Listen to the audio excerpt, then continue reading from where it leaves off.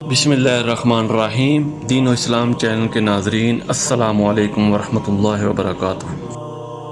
صحیح بخاری کی حدیث نمبر 317 ہے، ہم ذوالحج کا چاند دیکھتے ہی نکلے۔ رسول کریم صلی اللہ علیہ وسلم نے فرمایا کہ جس کا دل چاہے تو اسے عمرہ کا احرام باندھ لینا چاہیے، کیونکہ اگر میں حدیث ساتھ نہ لاتا تو میں بھی عمرہ کا احرام باندھتا۔ اس پر بعض صحابہ نے عمرہ کا احرام باندھا اور بعض نے حج کا۔ میں بھی ان لوگوں میں سے تھی جنہوں نے عمرہ کا احرام باندھا تھا، مگر عرفہ کا دن آ گیا اور میں حیض کی حالت میں تھی۔ میں نے نبی کریم صلی اللہ علیہ وسلم سے اس کے متعلق شکایت کی تو آپ صلی اللہ علیہ وسلم نے فرمایا کہ عمرہ چھوڑ اور اپنے سر کھول اور کنگھا کر اور حج کا احرام باندھ لے۔ میں نے ایسا ہی کیا، یہاں تک کہ جب حسبہ کی رات آئی تو رسول اللہ صلی اللہ علیہ وسلم نے میرے ساتھ میرے بھائی عبد الرحمن بن ابی بکر کو بھیجا۔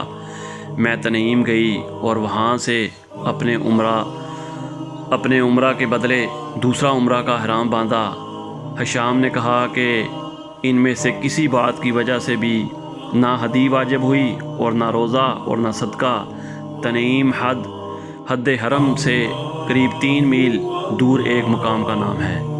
اسی طرح صحیح بخاری کی حدیث نمبر 318 ہے، آپ صلی اللہ علیہ وسلم نے فرمایا کہ رحم مادر میں اللہ تعالیٰ نے ایک فرشتہ مقرر کیا ہے۔ وہ کہتا ہے، اے رب اب یہ نطفہ ہے، اے رب اب یہ علقہ ہو گیا، اے رب اب یہ مضغہ ہو گیا۔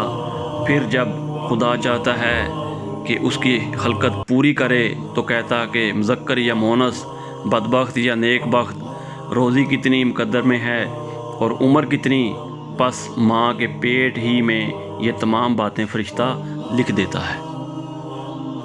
قرآن و حدیث کی تعلیمات کے لیے دین و اسلام چینل کو سبسکرائب کریں۔ جزاک اللہ خیر۔